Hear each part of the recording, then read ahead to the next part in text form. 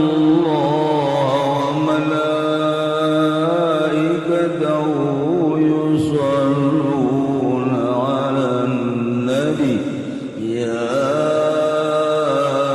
ayyuhalladzina amanu sallu 'alaihi wa sallimu taslima. Gambaran jelema hayang ka sorga pasti ngaji. Gambaran jelema hayang ka sorga pasti ibadah. Ieu nu mantak cara ricing di dieu ieu emang kumaha gitu. Gambaran di jero hatena. Naon? Aya gambaran di jero hate sok gerage. Gambaran sesuatu nu aya di benak hati eta teh ngadorong kana hayang ngalaksanakeun. Coba ge. Nu mantak daraek mas antren aya gambaran di jero hate hayang bisa ngaji dimulai ngaji amil nasrib himah tambah deui lantaran can pati bisa ye naik jurumiyah terus sorop ngelal datang ka ngelel tuluy gambaran di jero hate teh hayang bisa ngaji alfiah neangan guruna terus gambaran-gambaran ieu lah anu ngadorong kana datang tah Dematak lamun hayang deket jeung Allah kumaha ibadah tapi tidak deket bae. Contoh cek Gusti Allah hai Musa ngadoa maneh ka kaula make sungut anu bersih niscaya ku kaula bakal diijabah. Kangjeng Nabi Musa ngadoa bae ka Gusti Allah teu diijabah-ijabah. Sakali dua kali sapoe dua poe sampai ka saminggu cek Kangjeng Nabi Musa Gusti ieu abdi ngadoa ka Gusti tapi pancan diijabah keneh bae apakah aya kakurangan make lisan anu bersih cek Kangjeng Nabi Musa aya lisan nu bersih teh nu kumaha lisan anu bersih tina dosa ulah aya gibah di jero hate ulah aya ujub ulah aya takabur bersihan gerang langsung sujud ceuri Kangjeng Nabi Musa ya Allah ya Rabbi asana moal aya hiji-hiji acan jelema lamun ngadoa hayang diijabah make lisan anu bersih pantar kula bae diangkat jadi nabi ku Gusti ku hese-hese teuing komo lain nabi mah cek Gusti Allah Musa lamun ngarasa hese make perantara batur deketan jelema nu lisana bersih maneh menta doa ka dinya nu mentak daratang we kaki muhtar kaki wahab maneh menta doa pedagang-pedagang maka perantara di kaki muhtar mah diijabah kaki wahab diijabah namun kaki haji pendi beuh nu tadina dagang boga aset 50 juta barang menta doa kanyana anggeus kabeh anggeus kabeh matak sing ade ulah sebarangan rugi sia ka dieu mah nu geus rugi make perantara cek Gusti Allah datangan jelema anu bersih begitu didatangan ka jelema nu bersih nu mana ieu nu bersih teh hese unjukan deui Kangjeng Nabi Musa ka Gusti Allah Gusti jasana hararese sebab nu bersih teh hanya wali-wali Allah sedangkan urang hayang nganyahokeun wali Allah teh kan hese cak Gusti Allah Musa maneh mere bae gerage ka fakir miskin maneh mere bae ge sedekah ka yatim sok gerage hayo laksanakeun bener ku Kangjeng Nabi Musa yatim dibere yatim mah dibere duit 1000 perak 10.000 ngadoakeun da teu eureun-eureun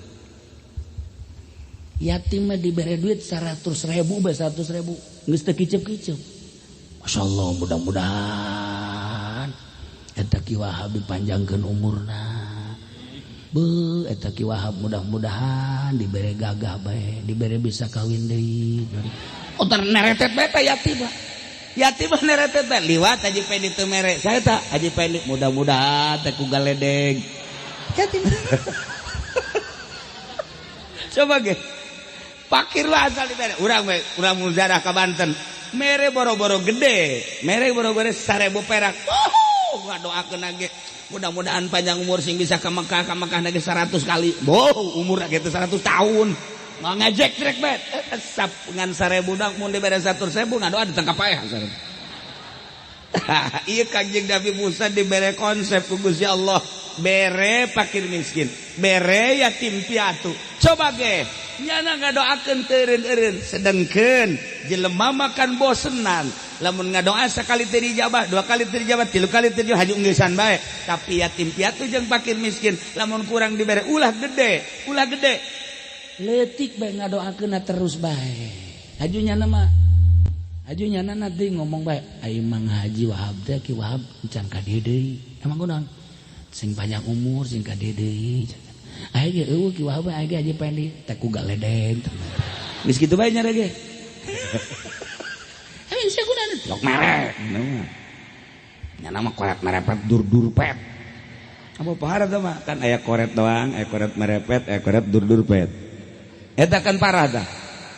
Ai koret doang mah koret doang, ka batur doang, ka tatangganya nama ka anak nama biasanya jeung anak pemajikan loyat.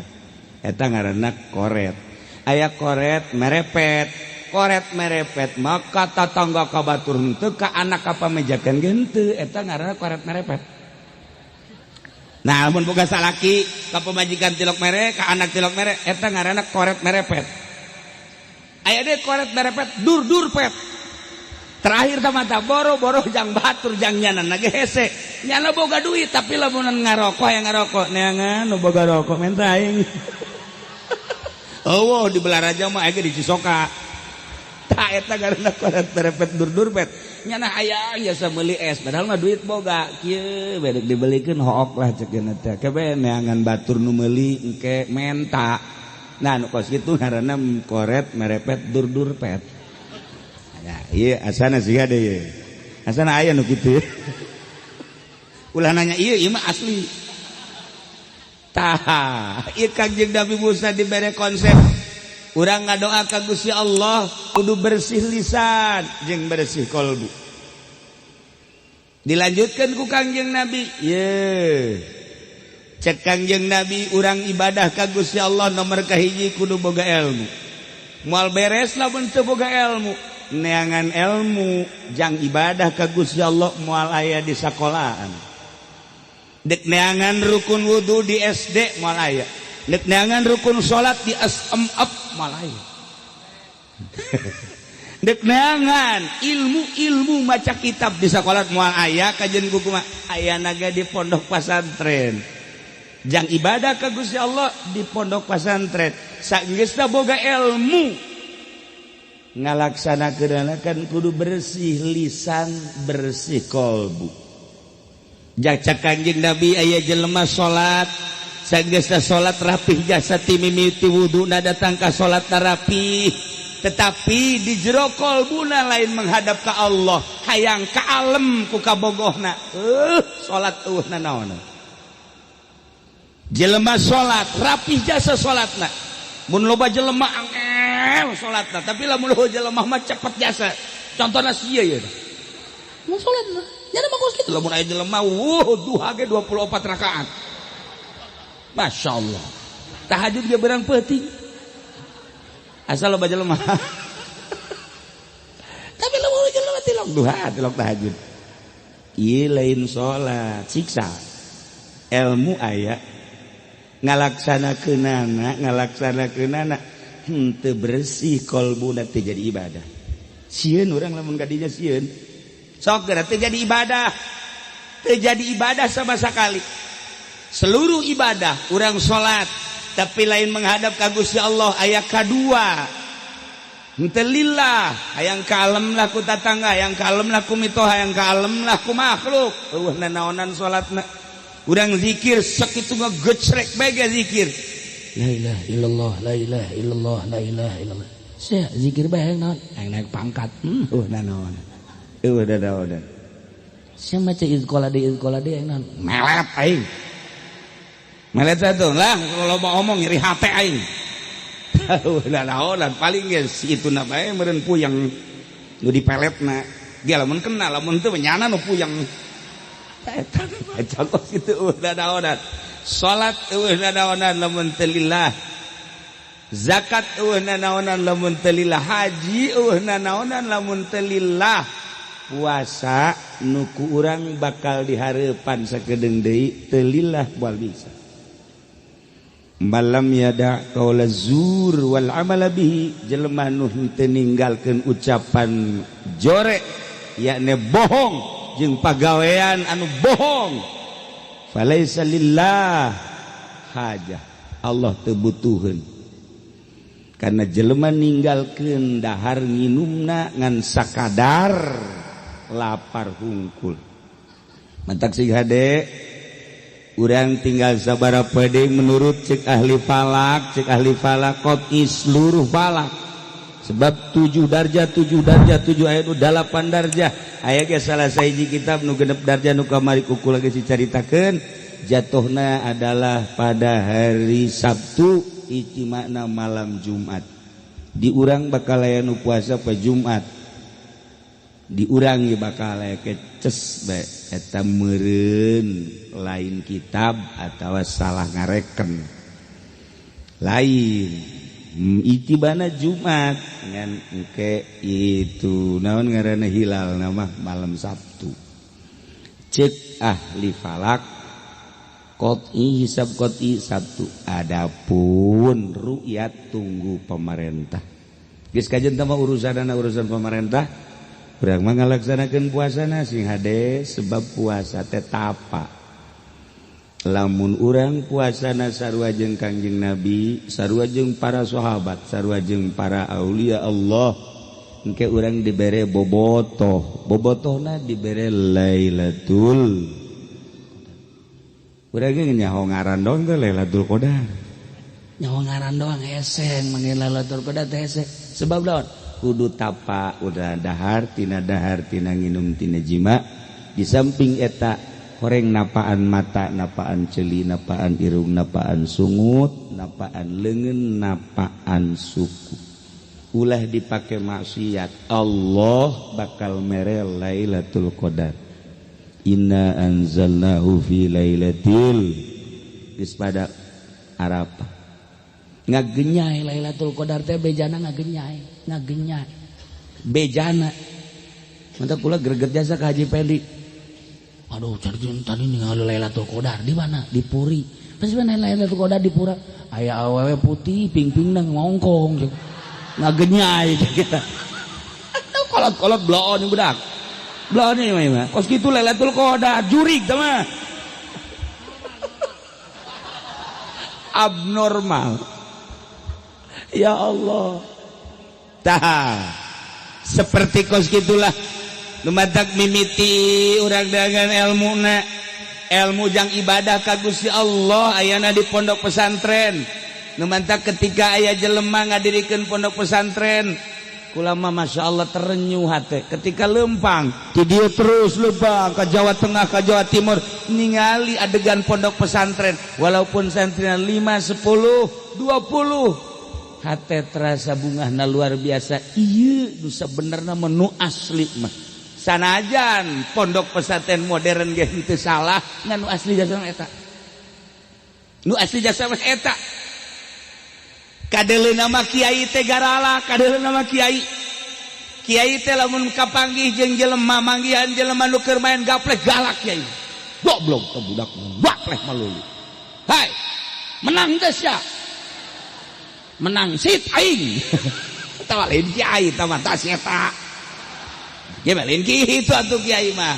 Mun bener teh teurak ditembak teh teurak ku golok. Kakarak datangan teh jelema nu main gaple. Sepak habek. Galak kiai mah minimal ngomong. Kapanggih jeung tukang ngadu kotok. Ngareka. Kapanggih jeung nu minum. Jeung nu minuman. Galak kiai mah. Anu minuman galak, nu mabok galak, anu zinah galak, anu judi galak kiai mah. Terusiklah jelema anu ngadu kotok, terusiklah jelema anu mabok, terusiklah jelema anu zinah. Teu ngeunaheun ngadenge suara kiai.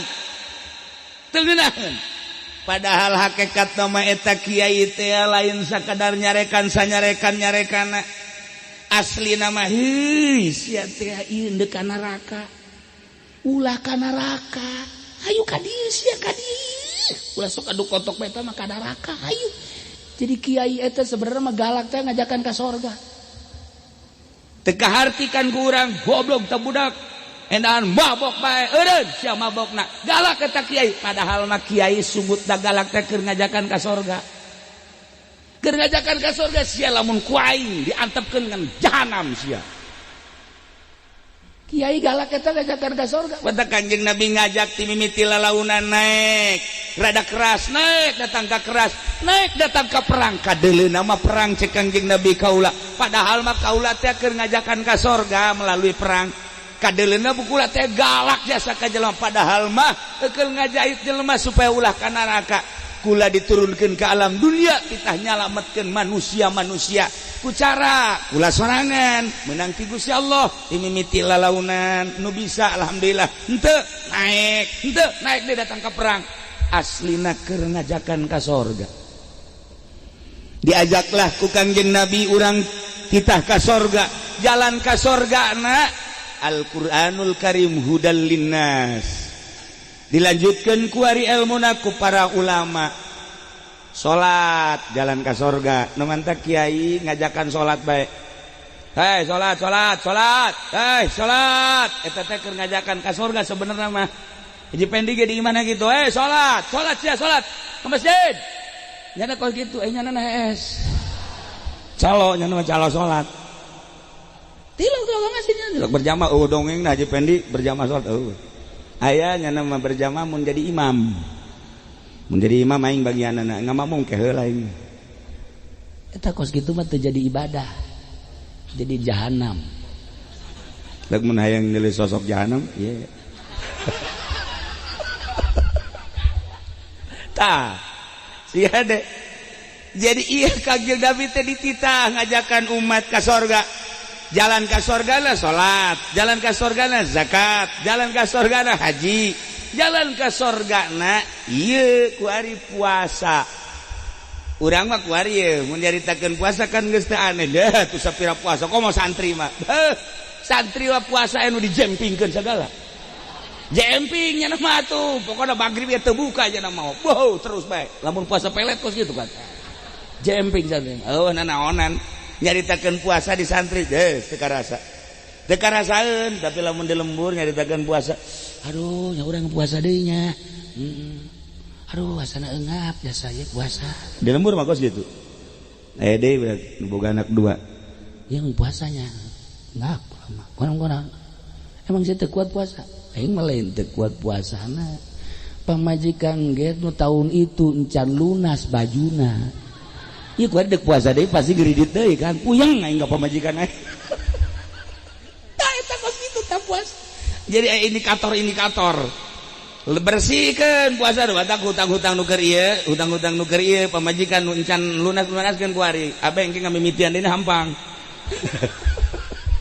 tah ieu udah rek Ramadan santri teu aneh puasa teu aneh jasa tapi di lembur masih kene araraneh sebab naon santri mah geus nyahueun jalan ka sorga sebab sapopoe di pondok pesantren geus teh aneh ngabahas puasa teh geus teh aneh rukunna syaratna geus pake lalab ku santri mah aya anu tilok saur santri mah tilok saur cenah mah tilok santri bener bener lain lalagan kula manggihan santri sababaraha saur bablas maksudna nyana hees udang-udang subuh teh saur tapi cuek bae santri mah udah kain teu sahur jeung teh geus tahu masalah lah masalah jatuh santri mah barang buka kodo 2 piring nya aslia 2 piring nu ieu buka nu ieu kodo sahur ambo budak teu kira-kira tah ieu puasa teh tapa jalan ka sorga nu mantak aya puasa urang mah umum ngaranna ngan sakadar teu dahar teu ginung teu jima tapi ai ceuli mah ngadenge musik terus bae mata mah neuleukeun barang haram terus bae ngomong kadang-kadang ngocoblak bae terus bae nah ieu mah puasa nu kos kieu hampir dikhawatirkeun ja puasa asli nama apa la taj'alan ramadhana syahra fukahatin, ulah dianggap ulah dijadikan Ramadan teh bulan ngeuneunahan hatta tuqaddu bil jamili fununu, sehingga diaya-ayakeun kahirupan kadaharan jeung inuman nu jamil nu ngeunah. Nah ieu puasa nu kos kieu hampir teu ditarima, hampir. Masyaallah, mangkana urang kitu kabehan. Kitu kabehan. Nah turutan gua para wali Allah komo ka Kangjeng Nabi mah geus urang nginumna ge geus ala kadar bae, ke daharna ge ala kadar bae. Komo mun aya korma mah korma hiji cukup aju ka masjid mah hantep. Tuh kege aya ge di Cisoka ge masih ka masjid heula menurutan Kangjeng Nabi kunaon sasiripit dua siripit korma hiji korma eueuh ge jambu bisa jambu hiji isukna kitu deui sih mah hebat amat lain hebat aing teu gableg naon goblok sugan teh hebat tapi hebat gitu lamun jelema teu boga naon daharna kos kitu barang daharna bukana hebat mah hebat ngan kurang hebat ngan kurang pati hebat. Nu hebat mah kolak aya, kopi aya, susu aya, es aya, rujak aya. Tapi nyana tetep bae nginum nangan seukur cai putih 3 legut. Ieu ditinggalkeun punya salat maghrib. Mantep salat dihajar. Atuh keneh-keneh tah mah sarua bae tah mah. Tah ieu ulah. Sebab tapa. Nah ieu keur carita ahli-ahli Allah di bulan Ramadan teh tapa geus urang lamun nyaritakeun kiai anu marareunang Lailatul Qadar teu kudu dicaritakeun komo Buya Cidahu almarhum guru urang ge di naon kitu ngaranna Abah Ucu aya bisik-bisikna Abah Kula masyaallah. Kemudian ada kiai-kiai nu sejen bisa tapana bulan puasa. Teu kanyahoan bulan puasa teh tapa. Coba ge. Orai koros bahkan tilok tapanya nama. Asal aya bancet. Leg oke. Aya kupu-kupu. Kabak. Si betak. Masya Allah betung na gendut mantak nu gendut koros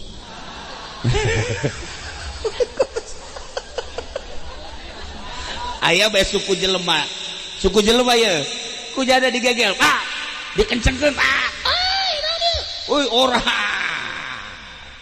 diantepkeun kujana tarik huntuna cumplak kabeh huntuna kabeh teu karasana kan atil doang eta tilok puasa. Tapi orai taneuh Masya Allah disempar-sempar cicing bae lamun can katincak mah dikukumaha cicing keur tapanya nama komo bulan mulut mah orai taneuh mah tapa sakalina ngegel cek Masya Allah mun teu kaburu kakaretan di dieuna naik ka dieu moal kebal langsung ka jantung isdet selesai gagah jasa orai taneuh mun hayang nyaho tah ieu selesai orai taneuh bae ngan kabur kakaretan di dieuna ieu sore tadi berarti lamun nyaritakeun kos kitu teh aya bukti. Nah ieu lah nu sok tapa mah kiai kanyahoan nu sok tapa jeung nu henteu tapa lain kanyahoan dina naonna efek hikmahna bakal timbul hikmahna sebab ilmu alfiyah mah akur ilmu fatul muin akur ilmu tasawufna dina kitab nama sakadar ilmiah mah akur bae ilmu naonna tafsir akur hadis akur eta keneh kitab nama kurang diaji eta keneh tapi beda kok ieu mah berhikmah kok ieu mah henteu kok ieu mah berhikmah kok ieu mah henteu nu berhikmah mah tapa teu kudu bebeja ulah ganggu aing nya keur tapa da una naonan mah kos kitu jadi aya tapa nu asli mah ulah ngomong ulah tenang jelema bangun anu biasa bae nginum dahar malah gembul cuma lain tapa tuh kitu tapi kita mun jelema nahan tahan kajun kuku mah ge ta ieu urang dibere di bulan Ramadan teh titah puasa samakom urang makom awam puasa awam naik jelema nu hayang deukeut ka Gusti Allah sebab gambaran di jero hate nangan sakadar Allah. Urang makan gambaran di jero hate teh puasa teh buka. Gambaran teh buka kieu. Saparapat jam deui kabuka geus dikieu-kieu bae rokok. Sengit neuleuh ka jam. Kopi. Sengit neuleuh angel kabuka angel. Geus kieu.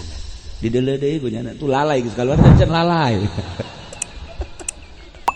Sebab lawan awas gambaran di jero hatena puasa teh ngan sakadar teu dahar teu nginum teu jima begitu magrib nu kagambar ku urang inuman dahar buah dan lain sebagainya datang kadinya puasa anak gambaran di jero hate dage datang kadinya ketika naik ahli thariqah nu geus lempeng ka Gusti Allah aya mah aya bae di dahar badi dahar gambaran ieu ka Allah nu mantak lain deui geus janama langsung di jero hatena ge gambaranna Allah mulai langsung dibaca babacaan astagfirullah dek buka teh istighfar heula minimal 3 kali kabelah dituna 70 kali dek buka tenang nu mantak deulekeun ge kiai-kiai Abah Ucu Abah Kulat ieu mah keur carita non geus eueuh ieu abahna komo buya mah di kursi kieu bangunna bangun nyantai teh bangunnya coba ge kiai-kiai sarua hayang mah sia orek koros ge tuh sabro bangun nyantai makanya astagfirullahaladzim tapi lamun aya anak cilok ngirikeun mun aya anak ditanya biasa kan lamun kebal tak anak diuknya pindah api-api embung kaganggu ke diuk deui saged henteu awas ya kali itu abah keur ibadah sabokos kitu jasa jadi jelema moal ka anak ge teu kanyahoan anak mun aya anak dinya ditanya anu ieu nya ditekeun jelema gede ieu geus beres angel we ta anak dirinya api-api nyidu ke slek di mana deui ieu mah lain abah lagi baca Quran sono dulu dah ya ini baru dapat semikro nih semikro sok jasanya nama asal ditelepon we ditelepon wa ma li la a'budu alladhi fatarani wa ilayhi turja'un attakhidhu min dunihi alihatan yadhunun urang geus kring-kring attakhidhu wa ma li la a'budu alladhi fatarani wa ma li alladhi bener tante si budak orenganan bohong hayang kalem doang asal ditelepon jam sabaraha bae wa ma li la a'budu alladhi kakarak diangkat halo atuh mun ge meureun maca Quran henteu eta deui ieu basal jam sabaraha bae beurang bae maji halo wa ma li la a'budu alladhi fatarani wa ilayhi jelema blon jas ieu hayang kalem ayo jelema gede ye teu kajawa orenganan keur ka Allah hate astagfirullah beres jadinya langsung maca sholawat karak nahari mulai Allahumma inni as'aluka jannata wa a'udzubika min sakhatika wan nar ya azimu ya azimu ya azim anta ilahi la ilaha illa ighfir li dzambal azim fa innahu la yaghfiru dzambal azim illa al azim as'aluka rahmatika allati kul as'at kull syai anta ghfirli dzunubi ka Gusti manteng jadi eta bangan sakadar laris beres karak siga babarengan sigana biasa nginu hate ka Allah cek tadi ge gambaran di jero hate bakal nganterkeun urang datang kana naon nu ku urang digambarkeun gambaran urang teh puasa awam dipaksa-paksa ge awam bae supaya naik seetik lempengkeun hate tek sebab ieu geus terjaga ieuna terjaga kabeh terjaga hatena ka Allah. Lamun eueuh jelema nu kitu sakabupaten eueuh nu kitu di kecamatan bahaya negara. Untung masih kene aya nu kitu. Komo lamun geus kolbuna ta'alluqna ka Allah, lamun teu ka Allah ngarasa batal puasa. Masya Allah. Iyalah jelema-jelema nu bakal dibere Lailatul Qadar. Teu kudu di Mekah, teu kudu di Madinah, sangkilang di urang puasa modal kos kitu. Yakin bakal menang Lailatul Qadar. Bahkan para wali Allah lain di bulan Ramadan bae menang Lailatul Qadar, di luar bulan Ramadan ge ngarasakeun nikmat seperti Lailatul Qadar teh sering. Gitulah para jamaah kaum muslimin wal muslimat rahimakumullah.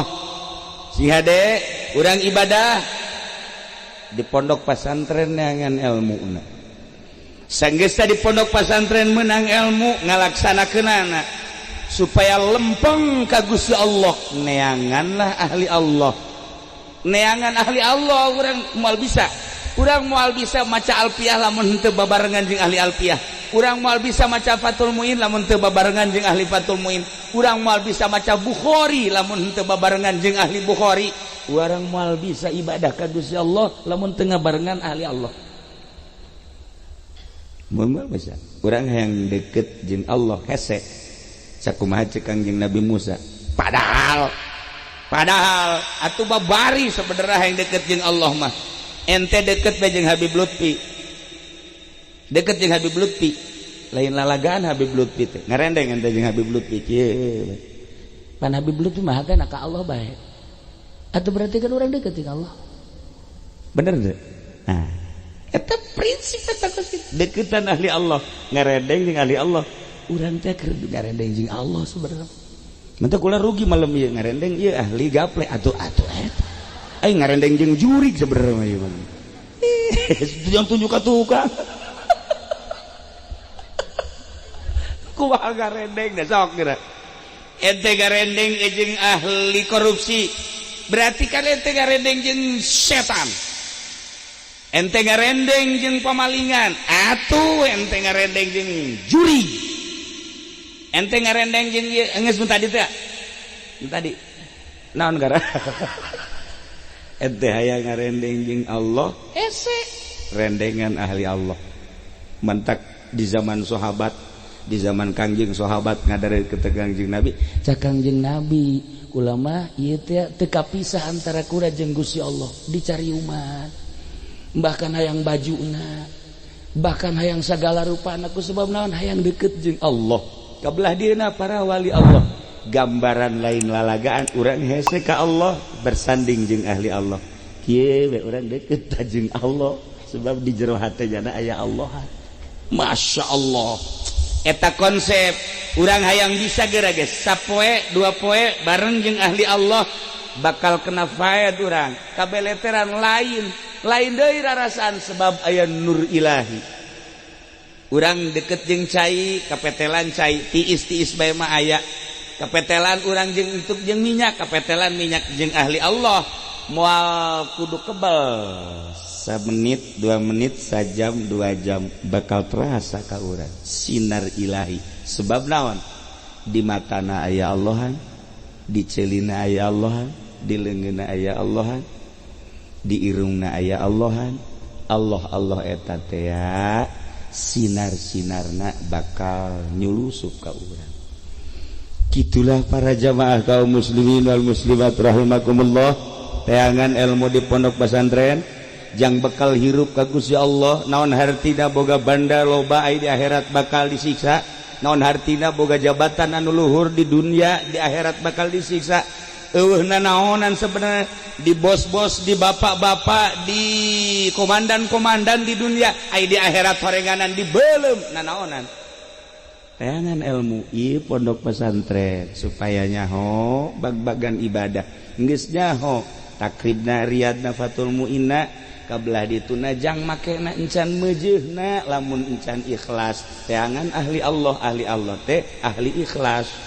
jelema lamun geus ikhlas biasa loba lalagaan gimana bae justru waliullah nun teu lalagaan kabeh sok geura kabeh kitab-kitab teh lalagaan malulu lamun eukeur nyaritakeun ka Allahna tegas geus jadina kabeh kitu eueuh nun teu lalagaan Gus Dur nyelenehna lain lalagan kuari Habib Lutfi pohara jasa Habib Ja'far makomo mun kapanggih jeung Habib Ja'far urang mah belu malah mah mun teu nyaho mah tapi lamun geus nyaho masyaallah jeung Habib-habib anu lain sering lalagaan atuh emang abuyan teu lalagan jasa komo abah coba jeung kula asal datang boleh eta kadeuleung ngejebina bae eta lalagaan kan ngaranna terus sebab naon zahirna geus teu dianggap batinna ka Gusti Allah sebab naon zahir mah dibagus-bagus ge urang salat rapih tapi batinna teu ka Allah teu jadi salat tetapi jelema salat puluya-puluya misalna tapi batinna ka Allah jadi gitulah coba teh agan ahli Allah deketan supaya orang bisa ikhlas lamun geus bisa ikhlas bakal nikmat maca Quran bakal nikmat lain makhraj jeung suara tapi aya energi anu hese dicaritakeunana ketika urang geus bisa ikhlas salat hayang deui lain hayang kalem ku sasa hayang kalem ku Allah bari henteu aya capek aya energi anu urang sorangan ngalaksanakeunana bertanya-tanya kok bisa kuat sih kitu keneh urang puasa lamun geus bisa ikhlas bakal aya energi nikmat ngeunah luar biasa kitulah ahli-ahli Allah nu mantak dingaranan Habibullah kakasih Allah sebab pikiranana geus ka Allah nah iyalah para jamaah kaum muslimin wal muslimat rahimakumullah untung urang jadi umat Kangjeng Nabi urang nah kagagahan Kangjeng emang kumaha kagagahan Kangjeng tembongna ketika di Mekah aya jawara geledegan ngaranna Rukana gagahna tenar sa Mekah katenaran Rukana lantaran nyana guru penca sa Mekah guru penca Abu Lahab teh belajarna di nyana Abu Jahal belajarna di nyana Haji Nasir di nyana Haji Pendi tetaramat ka Bogor lain orang belajar Cimande dagang salak di dia kiciuan melulu temenang mani kerpek kadal kieu wah aya orang set giliran aya musuh lupa orang dagang salak di Bogor iya duduan itu beres we tapi lumayan yang nyingsinan kadal we mah golok panjang biasa ini cabut pendek goloknya panjang udah geus sieun euy mah Haji Pendi goloknya panjang amat ieu masyaallah sajengkal jadi itu tukang tipu maka golok-golok pakai nipu lain dagang bae jelema nipu lain ka awewe bae nipu lain ka pemerintah bae nipu golok pakai nipu ieu jelemana saruana jeung si Haji Nasir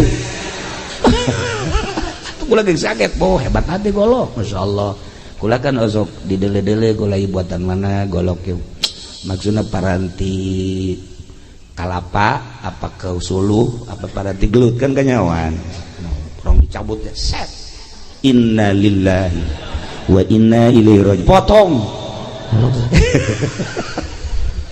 nah sirukana gagahna luar biasa lantaran Mekah mah dikuasai ku jana kagagahanana jangkung gede jelemana pas samprok jeung Kangjeng masyaallah digang nu hese lumpat cakru kara mad aing keheul ka dia dikerumuni manusia disegani manusia dipakai karesep ku manusia dek lompat ke mana dia pernah karangkasnya nas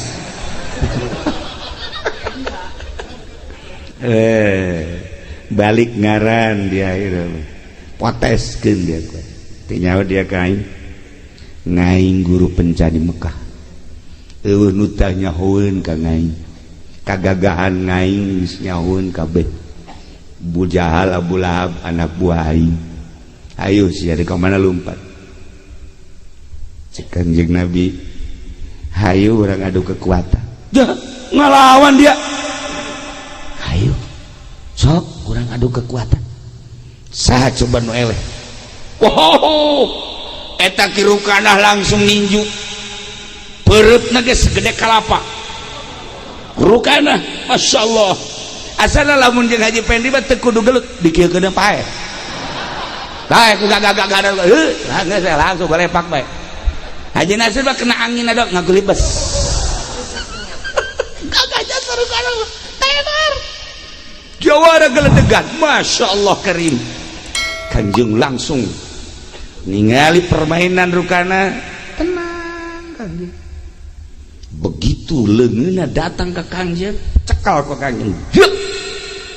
Begitu dicekal, awakna ke Kanjeng dicekal. Sakitu gedena, mungkin sakintal setengah maya Rukana. Diangkat ku Kanjeng Nabi. Set, kalau dikubayar gua. Cek Kanjeng Nabi langsung ditutupkan. Atuh kapoekan. Kanjeng Nabi sidak kebaik ya. Sidak gagah. Begitu udah dulunya remeng-remeng. Aya kene dia emang didinya. Ulah coba-coba sih ya. Ayo cek Muhammad udah. Cek Kanjeng udah. Awas ya. Ulah awas atuh kuari bae sih. Langsung masang deui. Begitu masang Kanjeng Nabi mah kieu bae. Teu ngalawan Kanjeng kieu sidak. Langsung ditijuan ku kirukana. Dek sadaekna. Memena malaikat Jibril datang. Mat, tenang. Ulah dilawan. Sidak. Hidak. Begitu ditijuan langsung ke kirukana. Kanjeng Nabi maca subhanallah bihamdihi subhanallahil azim. Subhanallah bihamdihi subhanallahil azim. Subhanallah bihamdihi subhanallah. Kacan nanyakeun sabaraha kali. Sieu mah bawel jasa. Subhanallah bihamdihi subhanallahil azim. Acan gimana acan budak ja. Nyawa si acan. Kirukana tina tanaga luar datang ke tanaga batin. Sia kuaing kuaring. Aing make tanaga batin nang di Cisoka. Pelor geus dahar kuaing, gabah geus dahar kuaing. Ambo. Pohara teh Cisoka pohara eta. Langsung dibetenkeun. Kanjeng Nabi Haji Pendi ge bisa teh ku situ beten-beten. Ngan kapacirit. Lain tanaga nu kaluar. Beres. Dibetenkeun langsung tijuan Kanjeng Nabi. Subhanallah bihamdihi subhanallahil azim. Subhanallah bihamdihi subhanallah. Timiti ditaruh. Terus tijuan sakadaek make tenaga dalam terus dikerakeun. Kanjeng Nabi tetap subhanallah bihamdihi subhanallahil azim. Datangkan geus sajang nang oleh pas. Ayo terus Kanjeng terus subhanallah bihamdihi. Ye hayu. Golek paksa. Langsung tepamit deui balik ke Rukana. Bebe jaka babaturan. Woi, orang di urang geus aya ahli sihir. Cak eta Muhammad orang ahli sihir kos kitu ge ulah diantep. Encan diangkat jadi rasul kakarak umur 20 tahun geus ngelehkeun jawara geledegan. Babacaanna subhanallah bihamdihi subhanallahil azim. Baca 202 dibacana ngan ulah napas. Kira-kira Haji Nasir langsung macana 202. Okos aya jelema usahana keur ngajejes. Usaha keur ngajejes bingung nyana ngobrol jeung anakna. Nak usaha abah ieu keur kieu bae. Heeh cegeuna ieu. Boro-boro ngagedean urang hutan tungtung nama. Ieu mah wasa potong nyanaknya. Heeh cegeuna ieu. Kumaha kahareupna ieu urang. Jual bae aya Kiai Husain Al-Imani waliullah. Datang, begitu datang. Tata dina jangan geus ngomong ti heula ka anakna. Duh itu ti jauh kene aya kiai. Asana kurang tepat amat cek nya datang urang keur kieu.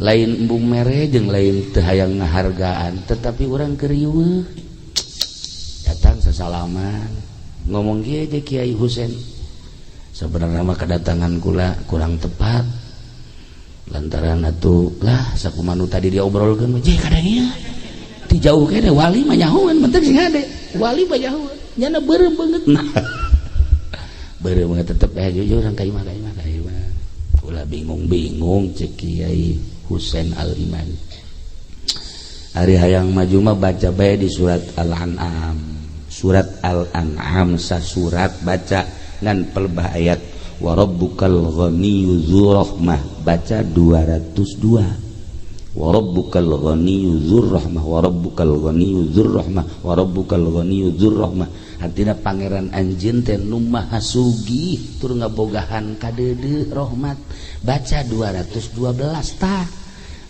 eta dibaca bareng balik Ki Husein ka ditu dibaca tah bahkan macana lain nyana bae anak maca pamajikan maca surat Al-An'am sasurat ngan pelebah wa rabbukal ghaniyyu dzur rahmah 202 macana Masya Allah ngan saminggu dibaca eta dagang Masya Allah kali luar biasa naon bae kesulitan aya jalan bae ti Gusti Allah ya Allah ya Rabb terus makin ningkat neangan Ki Husein ieu ka mana Ki Husein maksudna terima kasih teu daya kapanggih asal datang ka imahna eueuh salila nyana aya di imahna mah tak Ki Husein teu daek datang-datang pan aya kiai urang mah lain kitu ban wah pasti dek mere kai wow malah geus diteleponan kapan mau ke sini kapan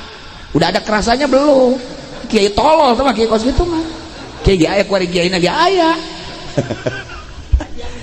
ai kiai asli mah embung dibere jalainannya nang Allah ayatna ge ayat nu Allah nu macana ge nyana atuh geus dipasrahkeun ka Allah teu daekeun ka panggih nah eta ayat lain sambarangan baca mantap make aturan 202 ieu mah keur nyaritakeun 202 tah subhanallah bihamdi subhanallah 202 sarua jeung ayat eta wa rabbukal ghaniyyu dzur rahmah masyaallah karim sok kukula diijazahkeun ka kabehan bisa aya kesulitan perdagangan ieu khususna ieu nya tapi ingat engke ka ditu mah sapi sekarang dibahas cenah hese dek mere ieu geus menta sapi ti heula bahkan memeh maju sapi geus kudu dituntun tolol lah amal manjur nah surat naon tadi kakek gue lebih jahan dah celina lain celi lain biasa tuh dai amankan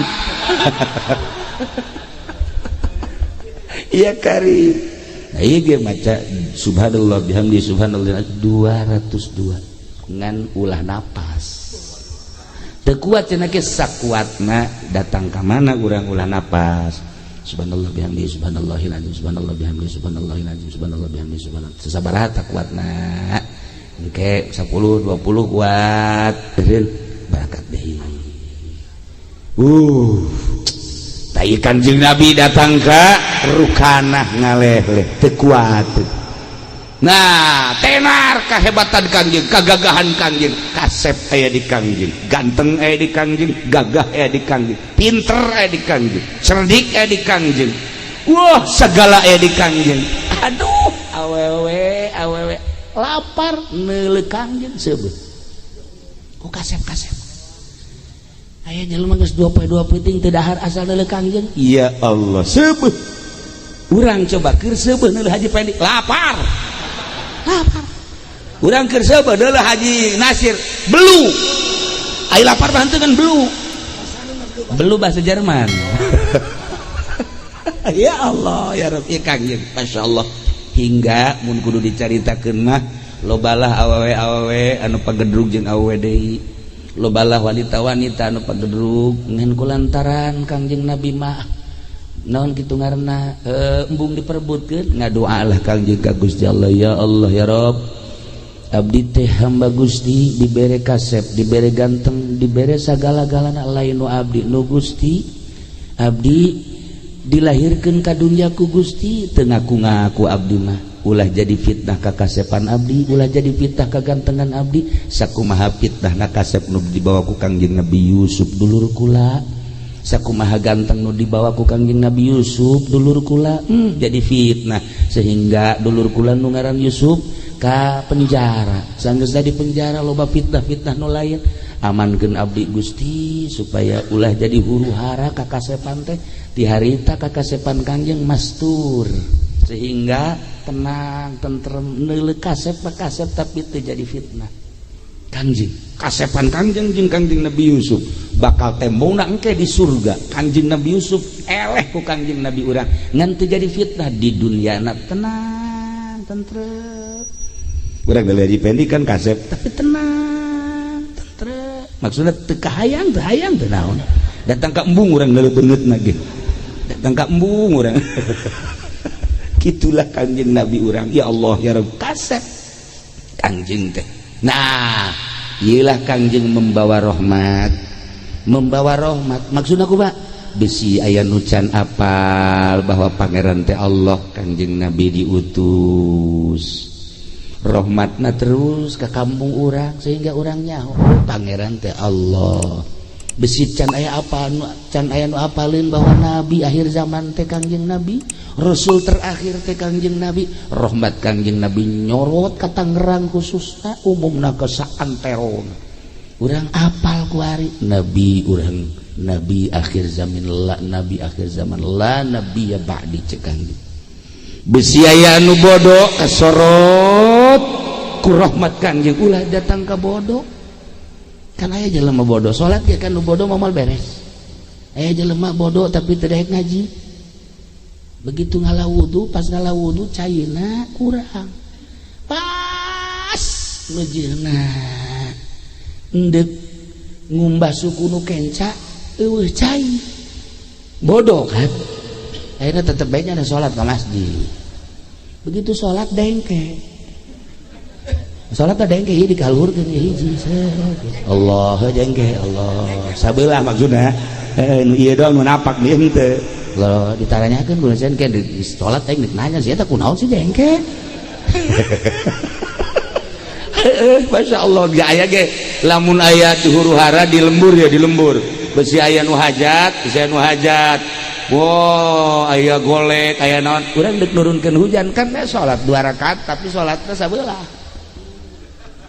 sabelah ieu diangkat ka luhur salat sabelah ieu diangkat paranti nurunkeun hujan tengah peuting kukula geus pernah dicoba abreg-abregan teh hujan Masya Allah kan mantak tilok deui lah izin ka Gusti Allah henteu lah pernah terjadi kula eta dibere wiridan ku almarhum abah salatna sabelah doang kitu tah sabelah napak sabelah jengke baca ayatna mah dikeun aing mah geus mah baca bae deui teu eta bener aya anu hajat tadi teh tilu barungan aya nyaho coba wiridan ti almarhum dibaca teh ku kula bari jengke maksudna salat suratna eta rakaat kadua suratna eta bari jengke setengah jam salatna jadi 20 menit ruku 20 menit urang jengke tah bangsa anu boga penyakit darah tinggi darah rendah mal beres bener eta kakarak sarokaat naik ke 2 rakaat geldug wah hebat aing yo diijabah eta aya kos kituan tah ngaranna ge keur ngora dimanta kajeun teu dipake ku kula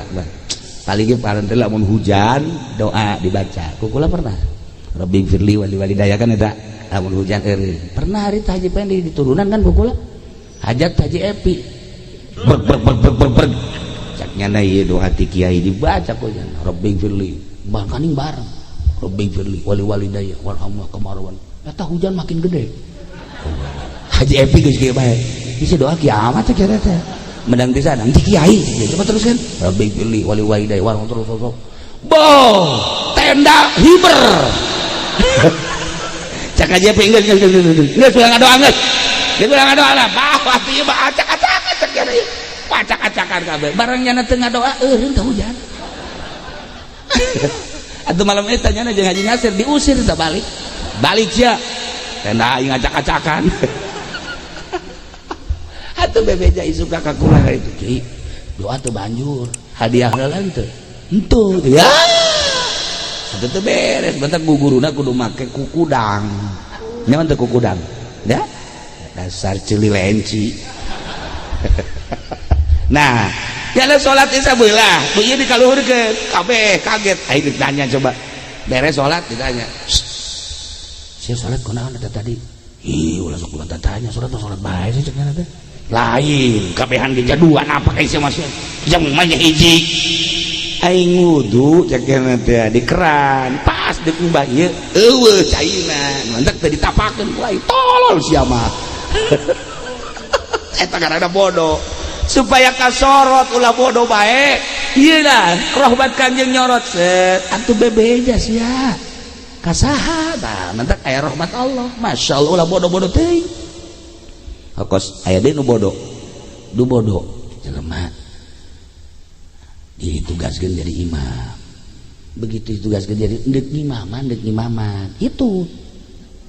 itu kan kudu wudu deui nah banyak sih dilangsungkeun bae kan hitut batu keluar nyana nita nu bodoh nita nunjuk imaman gitu kan imaman tah itu mah keluar kan imam eta nu bodoh teh nangtung we di hareup du tukang geus ngajajar deuk takbir imam can takbir sih nyana tetep kieu bae du datang ka 15 menit 20 menit datang ka setengah jam can takbir akhirnya sholat masing-masing kan sholat masing-masing mau kebal amat si imam ke takbir ngomong henteu naon henteu geus beres kabehan saralat ditanya sia nangtung bae emang kunaon aing nungguan imam sakena nungguan imam siap tadi tidak jadi imam lain beusi aya nu ngimaman nu sejen aing titah di dieu pan opo eta nggak rusak kakak nah iya bodoh karena dibantah kula datang ke bodoh di pondok Kanjeng Nabi diutus rahmat menyorot Masya Allah mantak Masjid Hasbunallah mah atuh kasorot ku rahmat Allah atuh datang ke ulu sholat nih para jamaah kaum muslimin wal muslimat rahimakumullah urang nyaritakeun Kanjeng Nabi kakara umur 20 cuplikan nu kamari 20 hiji keur bebejeuna tinggal 22 23 sampai 25 dan selanjutnya eta mah caritaan di lembur kula di Cilongok ke bakal dilanjutkeun ieu mah di dieu mah geus sakitu maulidan nu tadi geus urang nyaritakeun Kanjeng mah resep bae masyaallah karim luar biasa aya jelema ieu di jalan teh ada ke Madinah begitu di Madinah kendaraan anak baheula makan onta sakedupna teh wah kena angin onta pablesak nyana ge ragag gitu ragag nyana aduh ngan untung haju disalametkeun ku Gusti Allah onta aya deui nyana naik berangkat salametlah datang ke Madinah begitu dekat masjid aya tukang samangka itu baheula makan masih meureun di zaman Kangjeng mah ya saya aya anak ngan di sisina tukang samangka nyana nanya ieu samangka ieu sabaraha samangka ieu sekian lain itu mah samangkana mahal gede oh iya geus cek nya teh ke kula deuk meulina tah salat iya geus malah geura ka ditu bae ka masjid ayeuna salat ka masjid biasa beres salat panggil jeung Kangjeng Nabi cek Kangjeng Nabi ente sholat samangka hah izin atuh cek Kangjeng Nabi kitu kunaon tuh di jalan menang musibah ku Gusti Allah disalametkeun alhamdulillah datang ka bisa ka dieu kunaon deuk sholat deuleu samangka haju eta keur sholat cek Kangjeng Nabi maning meuli samangka nu leutik apa nu gede atuh kudu isi cak Masya Allah tuah kok kanyahoan di jalan kene kuku lagi kanyahoan ku Kanjeng Nabi ba ieu urang ulah pajar teu kanyahoan nu mantak urang deuk maulidan da sing hade inget ka Kangjengna tadi ge kula moal ka dieu sabenerna mah kula moal ka dieu ieu beda sabodo lah teu urang teh geus moal ka pondok lah lantaran eta tadi nu keur mimiti dicaritakeun ku kula tadi ngan aduh cekula teh ieu kula mah lain deuk ka Masjid Hasbunallah lain deuk ka panitia lain deuk ka Haji Pendi mah kula mah ka ibu-ibu bae mana kamu hayang kapanggih jeung ibu-ibu ulah mah jeung ibu-ibu ge lain nu kolot da ieu lah jadi malam ieu urang jaritakeun Kangjeng intina masyaallah Kangjeng memandang urang boro Kangjeng waliullah ketika disalaman assalamualaikum ya Syekh Abdul Qadir nyana ngajawab ketika orang salam ka wali sanga assalamualaikum ya Sunan Rahmat ngajawab nyana bahkan neuleukeun ka urang teu maot assalamualaikum ya Maulana Hasanuddin Banten atuh Syekh Maulana Hasanuddin neuleukeun pernah ieu ge haji pendek kukula dibere cara-cara kos kitu pernah nyana assalamualaikum ya Hasanuddin naon sia orang Hasanuddin urang di itu salah. Nah ilah para jamaah kaum muslimin urang cinta ka Kangjeng nyaritakeun Kangjeng nu sakitu hebatna bosan-bosanna jeung nyongsrong bae kunaon eta rasa cinta urang ka Kangjeng mendak dicukupkeun heula sakieu insyaallah iraha-iraha urang lanjutkeun deui nu jelas nu penting tanda urang cinta sehingga urang karahmatan ku Kangjeng Nabi urang Kangjeng Nabi Muhammad sallallahu alaihi wasallam sebabina Al-Qur'an wa ma arsalnaka illa rahmatan lil alamin. Allahumma salli wa sallim ala sayyidina Muhammadin fil awwalin wal akhirin barik wa sallim wa radiyallahu ta'ala an sadatina sahabi sayyidina Rasulillah ajma'in amin ya Allah ya rabbal alamin. Allahumma arham ummata sayyidina Muhammad Allahumma ajbur ummata sayyidina Muhammad Allahumma aslih ummata sayyidina Muhammad Allahumma farrijan ummati sayyidina Muhammadin sallallahu alaihi wasallam Allahumma anfa'na bima 'allamtana wa 'allimna ma yanfa'una wa zidna 'ilman wa yaqinan wa zidna 'ilman wa yaqinan wa zidna 'ilman wa yaqinan walhamdulillahi ala kulli hal wa na'udzu billahi min kulli hali ahli an-nar rabbana taqabbal minna innaka antas samiul alim wa tub 'alaina innaka antat tawwabur rahim wa sallallahu ala sayyidina Muhammad wa ala alihi wa sahbihi wa sallam subhana rabbika rabbil 'izzati amma yasifun wa salamun 'alal mursalin alhamdulillahi rabbil alamin. أدم الصلاة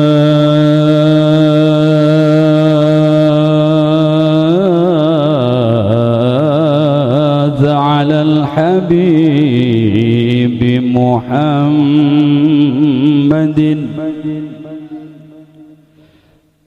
أدم الصلاة على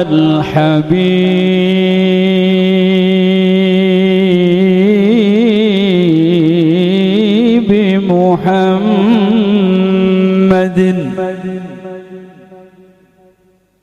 فقبولها حتما بغير تردد أعمالنا بين القبول وردها أعمالنا